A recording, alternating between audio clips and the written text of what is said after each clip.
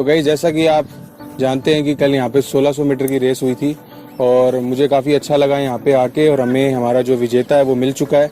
तो आज मैं आपको मिलाने वाला हूँ जैसर डिफेंस एकेडमी की बैकबोन से, जिनके बिना जैसर डिफेंस एकेडमी अधूरी है। और अगर मैं मेरी भाषा में कहूँ तो जैसे शरीर के अंदर सबसे इम्पोर्टेंट जो हिस्सा होता है वो हमारा दिल होता है, जिसके बिना हम जिंदा नहीं रह सकते। तो वैसे ही जैसर डिफेंस एकेडमी के जो दिल हैं वो हमारे कोच साहब हैं, मिस्टर कुलवंत संधू। आपको मिलाते हैं हमारे कोच साहब से।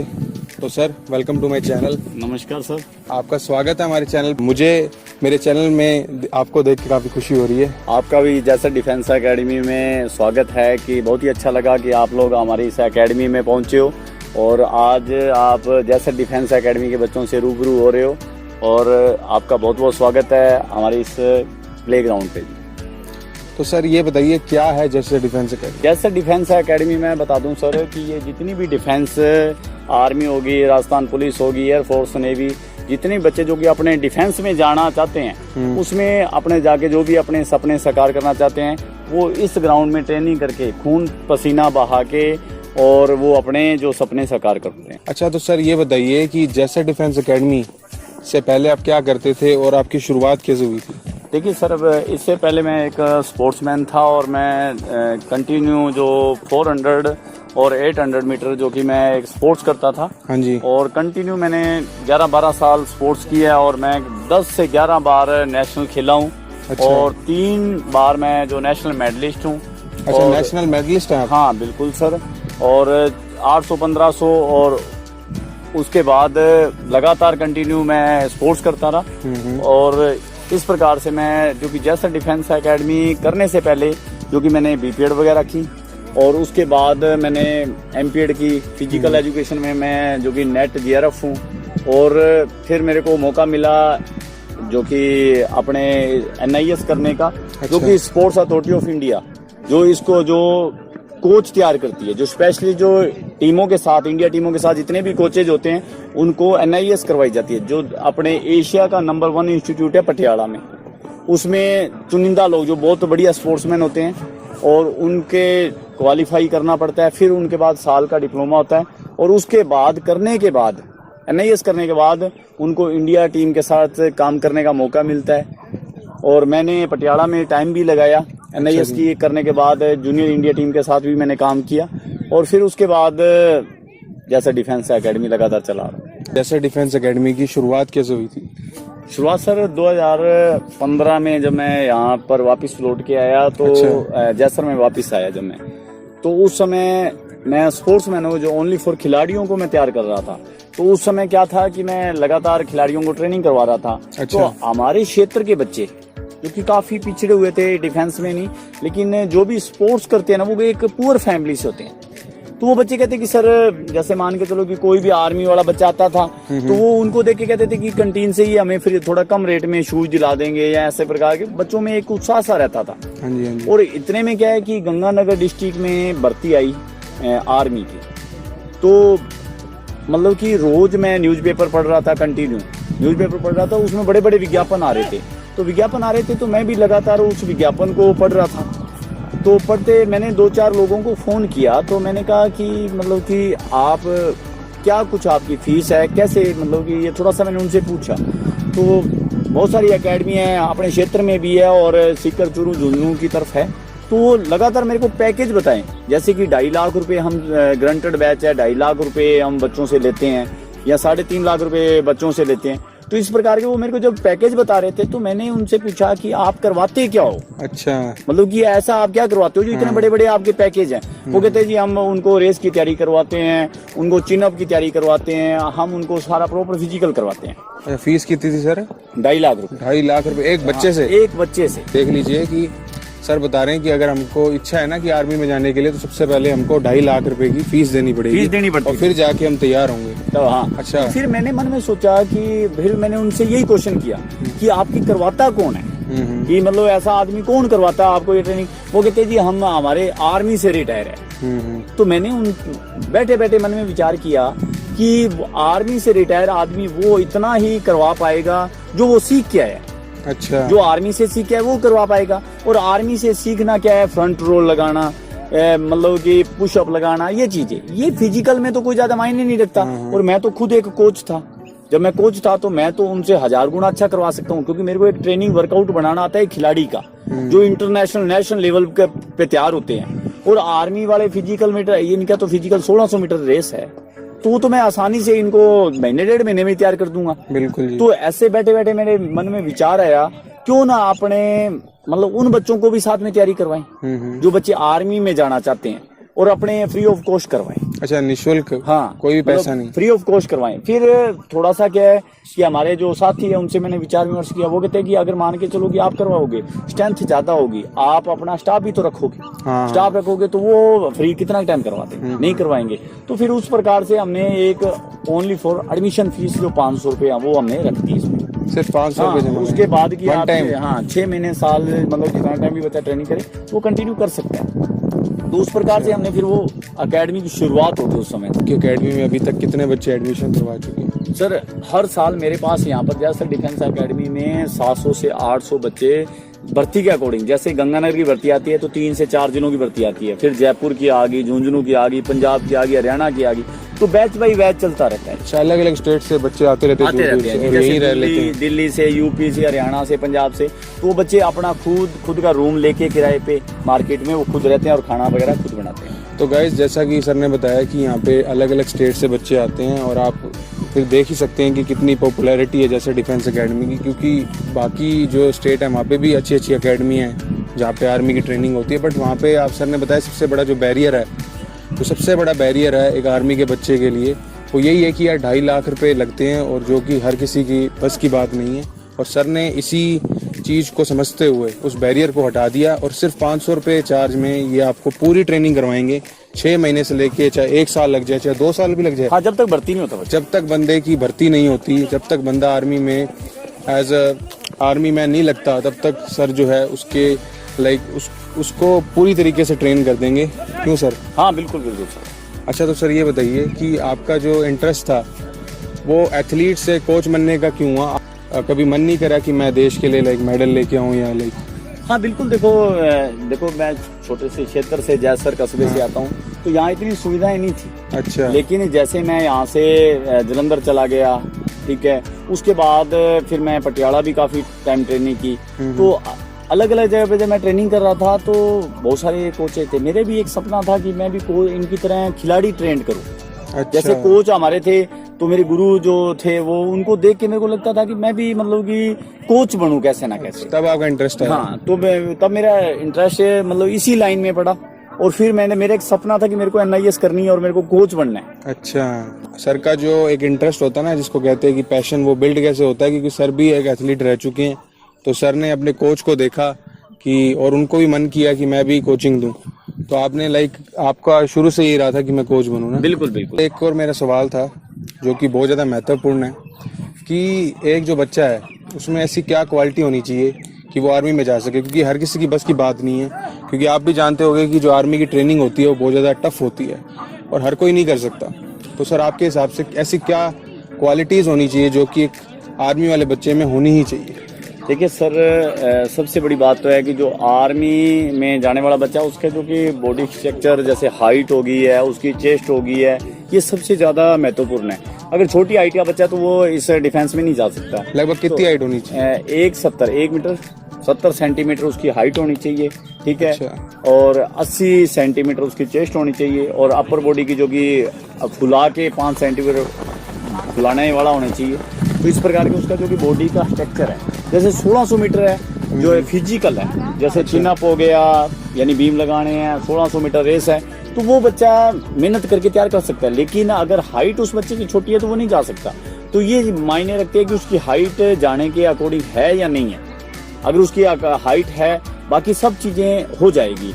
उसके जैसे 10th में परसेंटेज है, जैसे 10th में परसेंट है, तो जो आर्मी के अनुसार जैसे GD भर्ती देखने के लिए तो आपके मिनिमम 45% होने चाहिए। अच्छा। और उसके पर सब्जेक्ट में 33 नंबर अनिवार्य है। अगर ये चीजें होगी तभी वो जा पाएगा, ठीक है। क्लर्क के लिए जैसे 60% फर्स्ट डिवीजन होनी चाहिए, और मैथ सब्जेक्ट में 50 से ऊपर नंबर होने चाहिए, साइंस से होना चाहिए, या उसकी आर्ट्स में मैथ सब्जेक्ट होना चाहिए। तो ये उसके जो आर्मी वालों ने रख रखे नॉर्म्स, वो जरूरी है, वो क्लियर करना जरूरी है।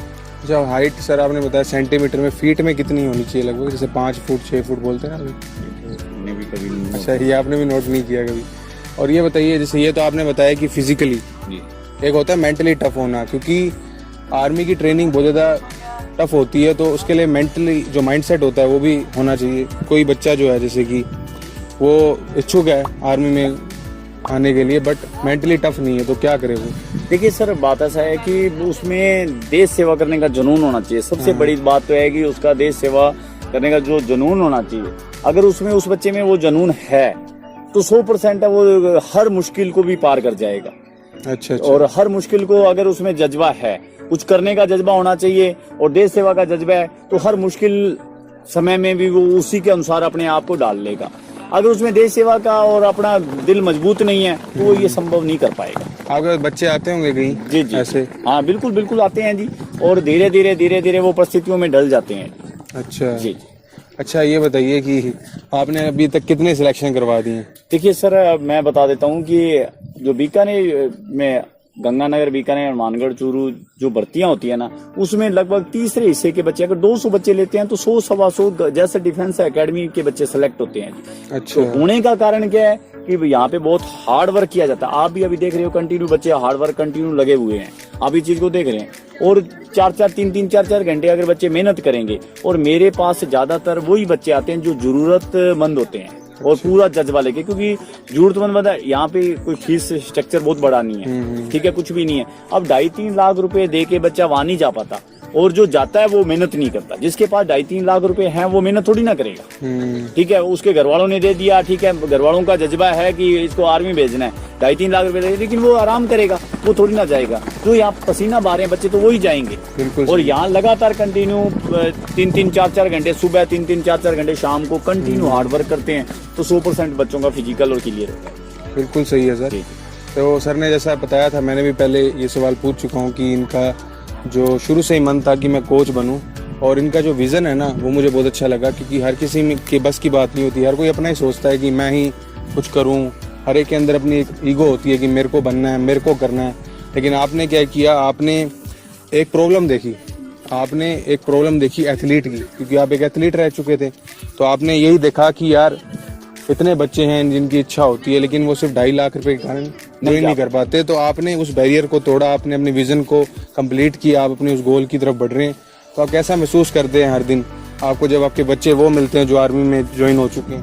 बिल्कुल सर, बहुत ही अच्छा लगता है, और मेरे को खुद को बड़ी संतुष्टि होती है और बड़ी प्रशंसा होती है कि मैं जो काम कर रहा हूँ वो बहुत ही अच्छे तरीके से कंटिन्यू लगातार कर रहे हैं, और बच्चे जो कि जाना चाहते हैं उनके लिए मैं अच्छे से मेहनत कर रहा हूँ, और जब बच्चे सेलेक्ट हो जाते हैं तो बड़ी संतुष्टि होती है।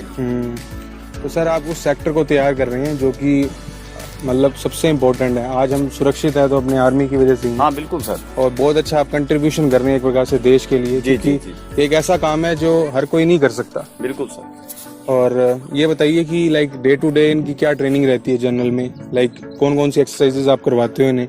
इसमें और जो भी इस ब्लॉग को देख रहा है वो यहाँ पे आना चाहता है तो क्या क्या एक्सरसाइजेज करवाते हो? बिल्कुल सर, देखो कि ये एक ट्रेनिंग प्रोग्राम बनाया जाता है कि बच्चे की बॉडी में स्ट्रेंथ डालनी है, मेरे को एंडोरेंस डेवलप करनी है, या मेरे को उसकी फ्लेक्सिबिलिटी देखनी है, या उसमें स्पीड डालनी है। ये एक हर आदमी ट्रेनिंग प्रोग्राम नहीं बना सकता। अच्छा। हर आदमी या किसी के बस की बात नहीं है ट्रेनिंग प्रोग्राम बनाना। और फिर देखो, मेरे पास मान के चलो कि 20 बच्चे, एक उदाहरण देता हूँ, 20 बच्चों में से 10 बच्चे लॉन्ग रनिंग करना पसंद करते हैं, 12-13 किलोमीटर, लेकिन 5 बच्चे पसंद नहीं करते। अच्छा। मान लो कि उनका मन नहीं करता कि नहीं मेरे को लॉन्ग रनिंग नहीं करनी, लेकिन मेरे को तो उनको फिजिकल दोनों को क्लियर करवाना है। यही एक कोच का काम होता है कि दोनों को तैयार करना, उसके अकॉर्डिंग वर्कआउट बनाना, उनकी बॉडी के स्ट्रक्चर के हिसाब से कि उनकी बॉडी क्या मांगती है। अच्छा। और इसी प्रकार से हर सेशन, जैसे मान के चलो कि मेरे पास सुबह और मॉर्निंग इवनिंग के, हम देखो संडे को छुट्टी होती है, 6 दिन है, और 6 दिन के अंदर मैंने 12 सेशन बनाने हैं, 12 सेशन बनाने हैं। और मेरे को ये चीज देखना है कि कब उनकी बॉडी पे लोड देना है, कब मेरे को स्पीड वाला वर्कआउट करवाना है, कब मेरे को इंडोरेंस पे लेके जाना है, और कब मेरे को उसकी बॉडी को रिकवर करना है। तो ये सारी चीजें बना के फिर मैं उनको वर्कआउट करवाता हूँ। और थोड़ा लाइट में आप ये हमारा ग्राउंड भी देख सकते हो कि ये बच्चों की ही देन है, बच्चों के सहयोग से तैयार किया गया है। तो आप पूरा ग्राउंड एक बार देख सकते हो आप इस समय। और भी कंटिन्यू बच्चे भी हार्ड वर्क कर रहे हैं, आप देख सकते हो। तो ये लगातार ये जैसर डिफेंस एकेडमी का बहुत ही शानदार ग्राउंड, और मेरे को नहीं लगता कि आर्मी की तैयारी करने वाले बच्चों के लिए इतना शानदार ग्राउंड कहीं भी राजस्थान में मिल सकता है, कहीं नहीं मिल सकता जी। गाइस मुझे लगता है कि जो भी आर्मी में जाना चाहता है तो इससे बेटर आपको कोई कोच मिलने नहीं वाला, क्योंकि सिर्फ 500 रुपये में आपको आपकी पूरी ट्रेनिंग करवाई जाएगी। 6 महीना, 1 साल, 2 साल आपका सिलेक्शन नहीं होता तो सर आपके साथ रहेंगे, आपको मोटिवेट करेंगे। जैसे भगवत गीता में जब अर्जुन जो थे वो डर रहे थे अपने अपनों से लड़ने के लिए, तो श्री कृष्ण ने उन्हें जब स्पिरिचुअलिटी का ज्ञान दिया तब जाके उनके अंदर एक हौसला हुआ और फिर जाके वो एक योद्धा बने। श्री कृष्ण ने जो अर्जुन को ज्ञान दिया था वो जीतने के लिए दिया था, ना कि हारने के लिए। तो सर जो हैं वो आपको आपकी वीकनेस बताएंगे कि कहाँ आप वीक हो, आप में अगर स्ट्रेंथ नहीं है तो आपकी स्ट्रेंथ को डेवलप करेंगे, स्पीड देखेंगे, आपकी फ्लेक्सिबिलिटी देखेंगे, और सर जिसका वजन ज्यादा है उसको आप कर दोगे शेप में। हाँ बिल्कुल बिल्कुल, देखो ये कंटिन्यू अगर हार्ड वर्क करेगा, इंडोरेंस करेगा। बहुत मैं इसका भी आपको बता देता हूँ, बहुत सारे लोग ये कहते हैं कि नहीं जी मैं डेली वर्कआउट करता हूँ, मेरा वजन नहीं कम हो रहा। आप लोगों के पास भी आए होंगे, हमारे पास भी आते हैं, लेकिन वो वजन कम करने तक पहुंच ही नहीं पाते। अच्छा, क्योंकि वर्कआउट अगर 30 मिनट से प्लस अगर वर्कआउट बच्चा वो करेगा जिसका वेट अप है, 30 मिनट के बाद ही आपकी फैट पे काम होता है बॉडी की, फिर फैट कटना शुरू होती है। जैसे मान के चलो बॉडी में प्रोटीन की मात्रा होती है, कार्बोहाइड्रेट होती है, ठीक है, इन चीजों के पहले अपनी एनर्जी इनसे मिलती है, बॉडी में इनसे एनर्जी मिलती है। अपने 20 मिनट वर्कआउट करने के बाद फैट पे तो पहुंचे ही नहीं, और फैट कटेगी कहाँ से, वेट आपका क्लोज कैसे होगा, नहीं होगा। लोगों को इस चीज का पता ही नहीं है बिल्कुल नहीं कि हाँ जैसे धीरे धीरे आप 30 मिनट से ऊपर आप वर्कआउट करोगे, कंटिन्यू रनिंग करोगे, आप एक्सरसाइज करोगे, तो उसके बाद ही आपका बॉडी वेट कम होगा। और जब हार्ड वर्क करेंगे 30 मिनट, मेरे पास तो 3-3, 4-4 घंटे बच्चे वर्कआउट करते हैं, तो बॉडी पे फैट नाम की चीज ही नहीं मिलेगी आपको, मिलेगी नहीं, बिल्कुल ही।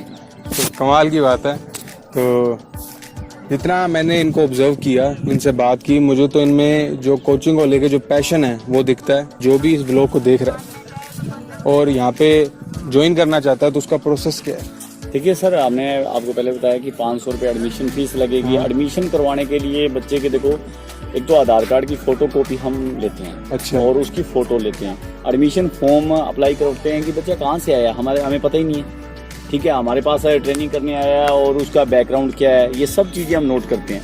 फिर उसके बाद उसका जैसे मेडिकल चेकअप हो गया, हाइट वगैरह हो गया, ये सारी चीजें नोट चेक करने के बाद फिर उसको हमें एंट्री दें। पूरी आपकी आइडेंटिटी कार्ड सब कुछ चेक किया जाएगा, उसके बाद ही आप यहाँ पे आके ज्वाइन कर सकते हैं। तो सर आपसे मिलकर काफी अच्छा लगा, बहुत बहुत धन्यवाद, thank you sir, thank you so much, बहुत ही अच्छा लगा, आपने टाइम निकाला जैसा डिफेंस एकेडमी के लिए, बहुत बहुत धन्यवाद। Thank you sir. तो गाइज यही था आज का व्लॉग। आई होप आपको आज का जो व्लॉग है वो पसंद आया होगा। अगर पसंद आया तो इस व्लॉग को लाइक करें, शेयर करें और सब्सक्राइब करें। मैं अश्वनानी आपसे मिलूंगा जल्दी किसी नेक्स्ट व्लॉग में।